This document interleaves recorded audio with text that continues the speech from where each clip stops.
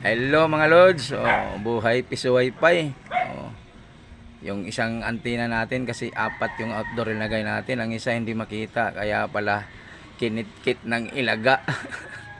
Yung yung ilaga nangangat-ngat ng wire, nangangat-ngat ng yung cat 6 na cable natin.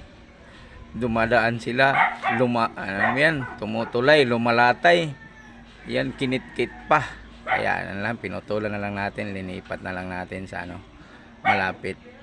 Kaya ayun, working na siya. Ayan. Ganyan na lang diskarte ko sa paglagay yung mga ibang builder dyan. Ayan, para malakas din sa loob ng bahay. Ganyan, para hindi na gumagastos ng tubo at saka wire. Kaya apat naman yung ipin nito outdoor. Isang bindo, apat. So may IoT, may indoor din. So 5 sila lahat ang IP. So ganyan. Kasi pag isang IP lang, yung isang bindo, wala. Hindi tayo kikita, hindi malawak yung signal.